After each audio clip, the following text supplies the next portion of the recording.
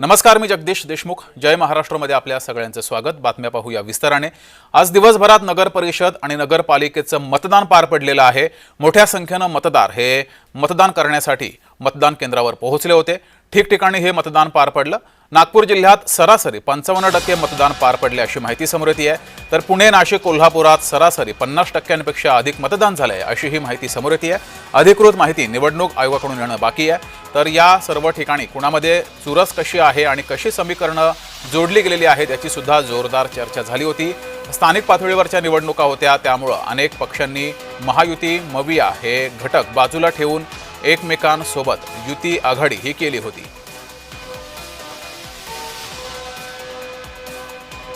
तर या संदर्भाचं अधिक माहिती घेऊया. आपले प्रतिनिधी हे आपल्या सोबत ठिकठिकाणाहून जोडलेले आहेत.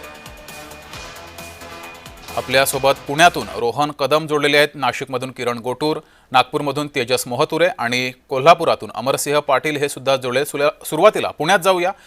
रोहन, पुण्यामध्ये दिवसभरामध्ये कशा प्रकारे मतदान झालेलं आहे? मतदारांचा उत्साह मतदान करताना किती होता आणि अंदाजे सरासरी किती टक्के मतदान झालं असावं?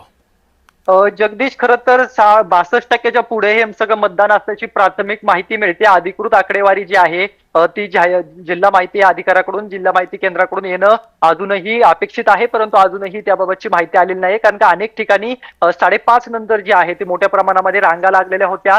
त्यामुळे तिथलं मतदान पूर्ण होणं अद्याप बाकी असल्याची माहिती काही वेळापूर्वी मिळत होती. त्यामुळे साधारणतः 62% पुढे हे मतदान जाऊ शकतं अशा प्रकारची शक्यता आहे. कारण का 3:30 वाजेपर्यंत 51% पुढं हे मतदान होतं आणि साधारणतः शेवटच्या 2 तासामध्ये अधिकचं मतदान जे आहे ते झाल्याची माहिती मिळते. खरं तर पुणे जिल्ह्यामध्ये मोठ्या प्रमाणामध्ये भाजप विरुद्ध अजित पवार असा सामना जो आहे तो रंगलेला होता. मग अगदी भोरमध्ये देखील अजित पवारांचे विद्यमान आमदार शंकर मांडेकर विरुद्ध माजी आमदार संग्राम थोपटे असा सामना होता. तर दुसरीकडे सासवडमध्ये संजय जगताप विरुद्ध विजय शिवतारे जे की शिंदेचे आमदार आहेत. तर इंदापूरमध्ये मात्र दत्तात्रय भरणे असतील, त्याचबरोबर दुसऱ्या बाजूला प्रदीपराव गारटकर असतील आणि त्याचबरोबर हर्षवर्धन पाटील जे की शरद पवारांच्या गटाकडून आहेत, शरद पवारांच्या पक्षाकडून आहेत, यांची निवडणूक जी आहे ती मोठ्या प्रमाणामध्ये रंगलेली पाहायला मिळत होती. त्यामुळे अनेक पद्धतीने जी आहे ती ही निवडणूक मोठ्या प्रमाणामध्ये चर्चिली गेली. परंतु भोर जर का सोडलं तर दुसरीकडे कुठेही मोठ्या प्रमाणामध्ये गदारोळ असेल किंवा मोठ्या प्रमाणामध्ये भांडणं असतील अशी झाल्याची माहिती मिळत नाहीये. परंतु भोरमध्ये काही प्रमाणामध्ये वाद जो आहे तो निर्माण झालेला पाहायला मिळत होता. परंतु सरासरी विधानसभा लोकसभेपेक्षा जास्त मतदान जे आहे ते या स्थानिक स्वराज्य संस्थेच्या निवडणुकीमध्ये झालेलं पाहायला मिळत आहे. ठीक आहे रोहन, मी तुमच्याकडे पुन्हा येतोच. नागपुरातून आपले तेजस मोहतुरे प्रतिनिधी आपल्यासोबत जोडलेत. तेजस, नागपुरामध्ये कशी चुरस आहे? युत्या आघाड्या तोडून एकमेकांसोबत युती आघाडी केलेली आहे. कशी चुरस ही नागपुरात बघायला मिळतीये? नक्कीच आपण जर बघितलं असेल तर नागपूर जिल्ह्यात जे आहे त्या 27 ठिकाणी नगरपरिषद नगरपंचायत निवडणुका ज्या आहेत त्या आज पार पडल्या. एकंदरीत बघितलं असेल तर 3:30 वाजेपर्यंत जे आहे ते 27% म्हणजे 47% जे आहे ते मतदान होतं. मात्र आता जर बघितलं अधिक मतदान जे आहे ते 5:30 वाजतानंतर वाढलेलं आहे. कारण की मतदान केंद्रावर जे आहे ते मोठ्या प्रमाणात जे आहे ते मतदारांची रांगच रांग आपल्याला पाहायला मिळत होती. यासोबत जर बघितलं असेल तर याची जी टक्केवारी आहे ते अधिक वाढू शकते. जे 60% वरती जे आहे ते इथलं नागपूर जिल्ह्यातलं मतदान जाऊ शकतं अशी माहिती जी आहे ते जिल्हा माहिती अधिकाऱ्यांकडून मिळाली आहे. यासोबत जर बघितलं असेल तर एकंदरीत जे निवडणूक जे झाली आहे त्यात मुख्यमंत्री देवेंद्र फडणवीस यांनी या ठिकाणी जे आहे ते मोठ्या प्रमाणात जे जाहीर सभा घेतलेल्या आहेत, प्रचार सभा घेतलेल्या आहेत. चंद्रशेखर बावनकुळे असतील, त्यासोबत आशिष देशमुख असतील, आशिष जयस्वाल असतील, विजय वडेट्टीवार असतील, नाना पटोले असतील, या संपूर्ण जे बडे नेते आहेत, बडे नेते जे आहेत ते संपूर्ण विदर्भात जे फिरले आणि एकंदरीतच जे आहे ते यांनी आपल्या कार्यकर्त्यांसाठी जे आहे ते, कारण की 8 वर्षानंतर हे संपूर्ण निवडणूक होती आणि ते कार्यकर्त्यांची निवडणूक एका मानली जाते. त्यामुळे अत्यंत महत्वाची निवडणूक मानली जात होती. त्यामुळे नेते हे संपूर्ण मैदानात उतरले होते, आपल्या कार्यकर्त्यांसाठी मतदान मागायला फिरत होते. मात्र अशात जर बघितलं असेल तर चुरशीची जी लढत जी आहे ते कामठीमध्ये पाहायला मिळणार आहे. कामठीमध्ये जर बघितलं गेलं असेल तर भाजपने अजय अग्रवालांना उमेदवारी दिली आहे. त्यासोबत जर तिथे बघितलं असेल तर राष्ट्रवादी काँग्रेसचे मध्ये जे आहे शाहजा सफात अन्सारी हे सुद्धा तिथले उमेदवार होते. काँग्रेसमध्ये शकुन नागानी होते आणि भाजप सोबत जे वर्षानुवर्ष मित्रपक्ष असलेले रिपब्लिकन बहुजन एकता मंच जे अजय कदम होते यांनी ऐन वेळेवर जे युती तोडली आणि त्या ते सुद्धा एकला चलोचा नारा घेत ते सुद्धा स्वतंत्र लढले. त्यामुळे चुरस जे आहे ते या संपूर्ण 4 उमेदवारांमध्ये पाहायला मिळणार आहे. यासोबत जर बघितलं असेल तर बुट्टेबोरी असेल, या ठिकाणी सुद्धा ही निवडणूक अत्यंत अत्यंत महत्वाची मानली ठीक जाते. आहे. या ठिकाणी सुद्धा चुरशीची लढत होती आणि एकूणच जर वातावरण जर बघितलं असेल तर नागपूर जिल्ह्यात जे आहे ते कुठेही गालबोट लागलं नाही. मात्र एकंदरीत बघितलं असेल तर निवडणुकी चुरशीची आहे. येत्या 21 डिसेंबर जी आहे ती वाट पाहावी लागणार आहे. त्यामुळे नागपूर जिल्ह्यात सत्तेचा झेंडा कोण रोवतं हे सुद्धा पाहणं महत्वाचं असणार आहे. जी. तेजस, नागपुरातली समीकरणं कशी आहेत ते सुद्धा समजून घ्यायचं. तुम्ही जोडलेले राहा. पुन्हा एकदा ऐकतो. नाशिकमधून आपले प्रतिनिधी किरण गोटूर आपल्यासोबत जोडलेत. किरण, ठिकठिकाणी समीकरणं जर आपण बघितली या निवडणुकांमध्ये तर कुठल्याही पक्षानं कुठल्याही पक्षासोबत युती आघाडी केलेली आहे. नाशिकमधली या नगर परिषद आणि नगरपालिका निवडणुकांसाठी समीकरणं कशी होती आणि त्या समीकरणांमुळे कसा फरक पडलाय? जगदीश, नाशिकमध्ये सुद्धा काही वेगळी परिस्थिती नाही आहे. नाशिकमध्ये सुद्धा महायुतीमधलेच तिन्ही पक्ष वेगवेगळ्या ठिकाणी आमने सामने आल्याचं आपल्याला बघायला मिळालं. नाशिक जिल्ह्यामध्ये 11 नगरपालिकांसाठी निवडणूक हे आज पार पडलेलं आहेत. मतदारांनी मोठ्या प्रमाणात घराबाहेर येऊन हे मतदान केल्याचं आपल्याला बघायला मिळालं. अगदी 3:30 पर्यंत नाशिक जिल्ह्याचं जर आपण आकडेवारी बघितली तर 48 ते 49% इतका मतदान झालेला आहे आणि 5:30 नंतर ही आकडेवारी वाढेल. अद्याप अधिकृत आकडा जो आहे तो निवडणूक आयोगाकडे मिळाला नाही, पण 62 ते 63% नाशिक जिल्ह्यामध्ये या सगळ्या नगरपालिका निवडणुकांसाठी मतदान झालेलं आहे अशा पद्धतीचं प्राथमिक अंदाज आहे. आणि सर्वाधिक जे मतदान आहे ते त्र्यंबकेश्वरमध्ये झालेलं आहे. त्र्यंबकेश्वरमध्ये 3.5 पर्यंतच 69% इतका मोठ्या प्रमाणात हे मतदान झालेलं आहे. कारण हे त्र्यंबकेश्वर ही जी नगरपालिका आहे ती अत्यंत महत्त्वाची आहे, कारण आगामी कुंभमेळा आहेत. कुंभमेळ्याच्या अनुषंगाने महायुतीतलेच तिन्ही पक्ष खरं तर त्र्यंबकेश्वरमध्ये सुद्धा आमने सामने आलेले आहेत आणि प्रत्येक पक्षाला त्र्यंबकेश्वरमध्ये आपल्याकडे राहावं अशा पद्धतीची एक ज्या एकूणच रणनीती असेल किंवा ताकद वेगवेगळ्या पक्षाच्या नेत्यांनी लावलेली होती. कुंभमेळा मंत्री गिरीश महाजन यांनी सुद्धा मागच्या 2-3 दिवसांपासून त्र्यंबकेश्वरमध्ये तळ ठोकून होते. अगदी मायक्रो प्लॅनिंग जो आहे तो त्र्यंबकेश्वरसाठी हे करण्यात आलेला आहे आणि त्याच पद्धतीने भगूर, इगतपुरी, मनमाड, नांदगाव इथे सुद्धा महायुतीतलेच पक्ष वेगवेगळ्या पद्धतीने आमने सामने आलेले आहेत. त्यामुळे आज मतदारांनी मोठ्या प्रमाणात हे मतदान केलेलं आहे. 63 ते 64% मतदान झालं असावं अशा पद्धतीचा प्राथमिक अंदाज आहे. कारण 5:30 नंतर सुद्धा मोठ्या प्रमाणात जे रांगा आहेत ते मतदान केंद्रामध्ये एकूणच असल्याचं आपण बघितलेलं आहे. त्यामुळे रात्री जे उशिरा आकडेवारी नेमकं मतदानाची टक्केवारी किती झालेली आहे ते आकडेवर येईल. पण अनेक दिग्गज नेत्यांनी नाशिकमध्ये येऊन प्रचार केलेला आहे. अगदी काल सुद्धा अखेरच्या दिवशी प्रचाराच्या मुख्यमंत्रीसह दोन्ही उपमुख्यमंत्री नाशिक जिल्ह्याच्या दौऱ्यावरती होते. वेगवेगळ्या ठिकाणी या सगळ्या नेत्यांनी सभा घेतलेला आहे. त्यामुळे मतदारांनी आपला कौल आज दिलेला आहे. त्यामुळे आता नेमकं गुलाल कोण उधळणार ते मतमोजणीनंतरच क्लिअर होईल. ठीक आहे किरण, मी तुमच्याकडे पुन्हा एकदा येतो. तुम्ही असेच जोडलेले राहा. कोल्हापुरातून आपले प्रतिनिधी अमरसिंह पाटील आपल्यासोबत जोडलेत. अमरसिंह, दिवसभरामध्ये कशा प्रकारे मतदान झालेलं आहे आणि काय काय घडामोडी घडल्यात कोल्हापुरात? जगदीश, कोल्हापूर जिल्ह्यामध्ये 13 ठिकाणी नगराध्यक्ष पदासाठी उमेदवारी म्हणजे मतदान झालं. त्याचबरोबर ज्या ठिकाणी मतदान झालं त्या ठिकाणी चुरशीनं मतदान झालं. सगळ्यात जास्त चुरस होती ती माजी खासदार संजय मंडलिक यांच्या गावी मुरगुडला आणि विद्यमान मंत्री हसन मुश्रीफ यांच्या गावी कागलमध्ये. कारण दोन्ही ठिकाणी दोघांनीही वेगळी म्हणजे कारण महायुतीचे दोघंही घटक असून वेगवेगळी भिन्न अशी एक युती केली होती. मुरगुडमध्ये सदाशिव मंडलिक गटाने म्हणजे संजय मंडलिक गटाने डायरेक्ट एक उमेदवार आयात केला आणि त्याला शिवसेनेमध्ये घेऊन त्याला नगराध्यक्षपद दिलं.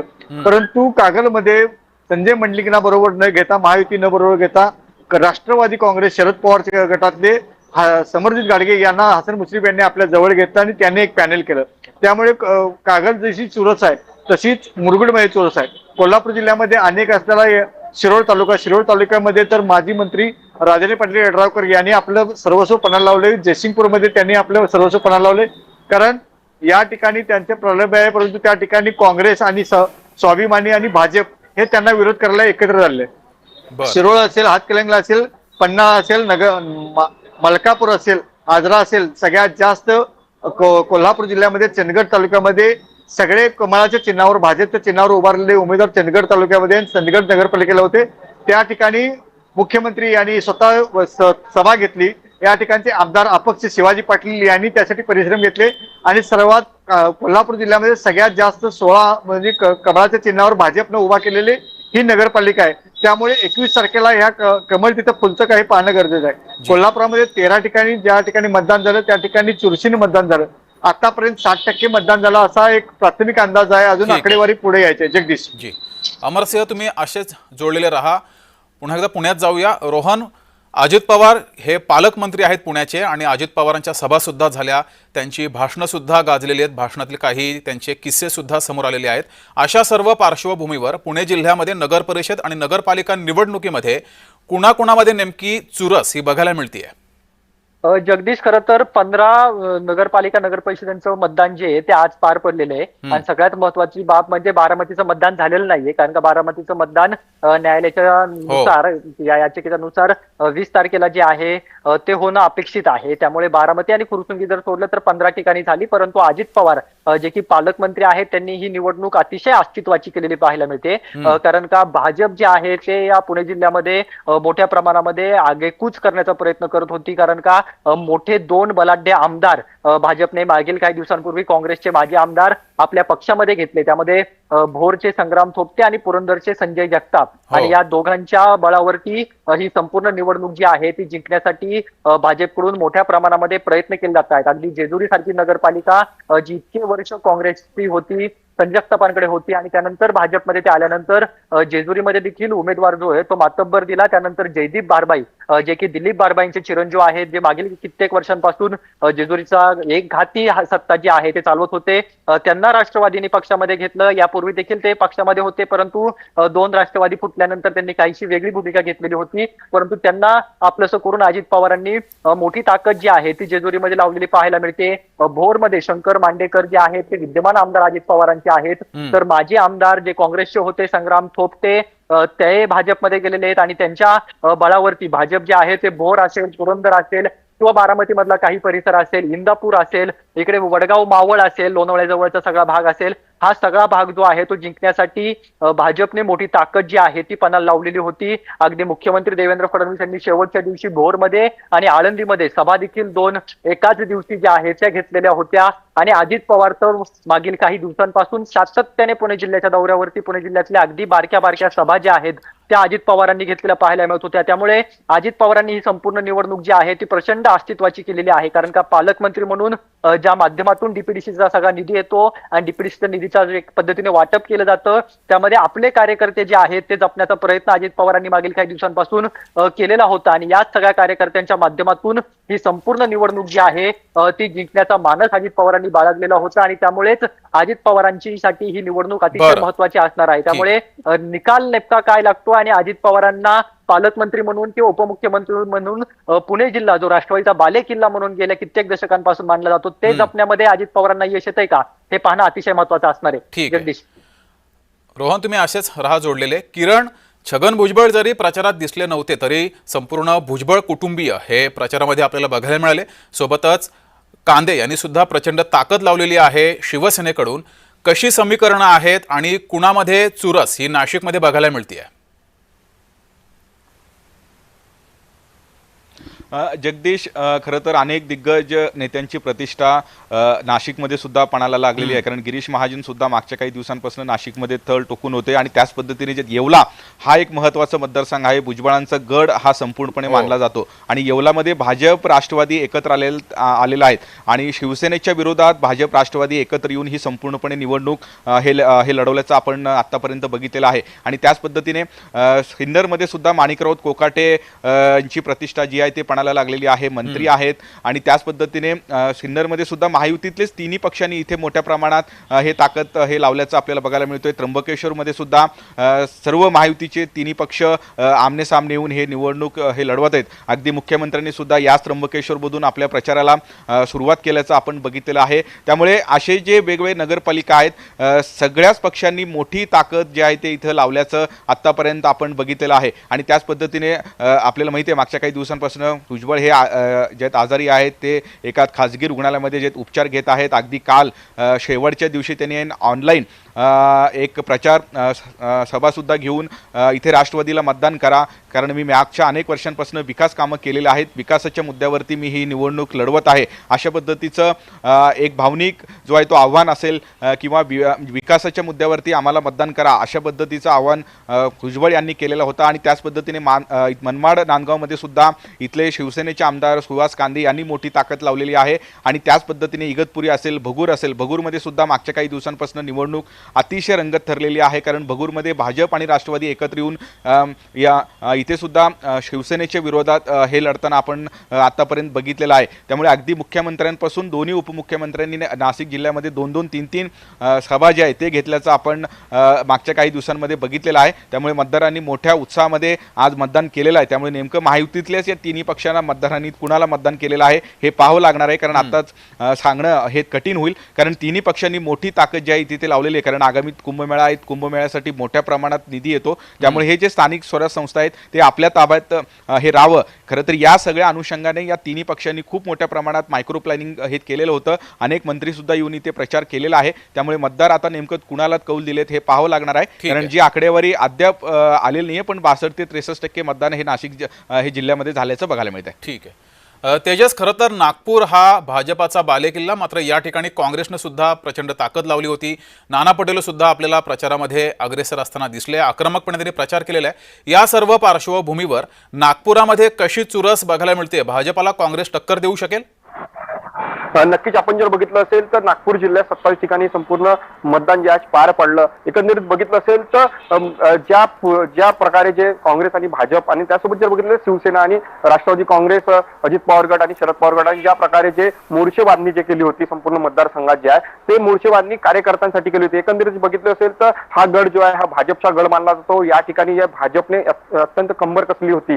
चंद्रशेखर बावनकुळे यांनी ज्या ज्या ठिकाणी भाजपचे उमेदवार उभे आहेत त्या ठिकाणी संपूर्ण सभा घेतली आणि भाजपच्या उमेदवाराला प्रचंड बहुमताने विजय करा यासाठी त्यांनी मायक्रो प्लॅनिंग सुद्धा घेतली आहे। एकंदरीत बघितलं असेल तर कामठी हा मतदारसंघ अत्यंत महत्त्वाचा मानला जातो। मी यासाठी कामठीचा उल्लेख करतो, कारण की कामठीमध्ये मागील 40 वर्षापासून जे आहे ते काँग्रेसची एक हाती सत्ता आहे, त्यामुळे त्या ठिकाणी जे आहे ते खिंडार पडला आणि राष्ट्रवादी काँग्रेसमध्ये जे आहे ते शाहजहा सफा अन्सारी यांनी प्रवेश केला, आणि त्यामुळे तिथे काँग्रेसला कुठेतरी धक्का मानला जाणार आहे, कारण की शकूर नागानी यांनी माजी नगराध्यक्ष त्यांना पुन्हा एकदा उमेदवारी दिली आणि त्यामुळे एकंदरीत राष्ट्रवादी पहिल्यांदाच त्या ठिकाणी निवडणुकीला उभी राहिली आहे। भाजप यांनी या अगोदर जे आहेत ते रिपब्लिकन एकता मंच जे आहे सुलेखा कुंभारे यांच्यासोबत युती केली होती, हातमिळवणी केली होती मागच्या निवडणुकीमध्ये, मात्र यंदा त्यात ते कुठेतरी युती तुटली। ते अजय कदम यांनी रिपब्लिकन एकता मंचची उमेदवारी घेतली, तसं भाजपने अजय अग्रवालला उमेदवारी दिली। हा संपूर्ण मतदारसंघ जर बघितला असेल तर हा मुस्लिम बहुल मतदारसंघ आहे, तिथं मतदानाची जर टक्केवारी जर बघितली असेल तर मुस्लिमांची टक्केवारी जास्त आहे। त्यामुळे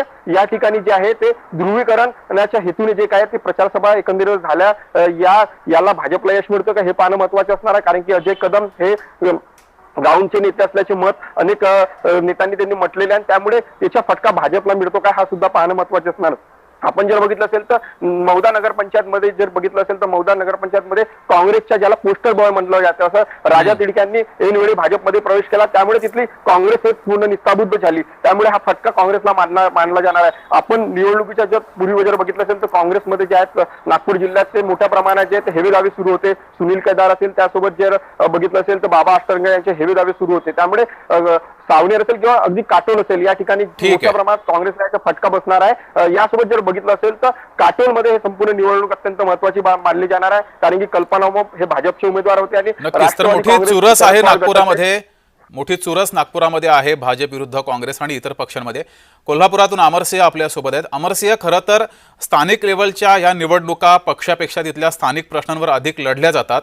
अनेक महायुती मवियातील पक्षांनी एकमेकांसोबत आघाडी युती केलेली आहे, याचा परिणाम कार्यकर्त्यांवर कसा पडलेला आहे? कार्यकर्त्यांनी खरोखर एक दिलानं काम केलेलं आहे का? आणि कोल्हापुरामध्ये एकेकाळी कोल्हापूर हा काँग्रेसचा बालेकिल्ला मानला जायचा, हसन मुश्रीफांनी आक्रमकपणे दुसरीकडून प्रचार सुरू केलाय, कशी चुरस ही कोल्हापुरात बघायला मिळते?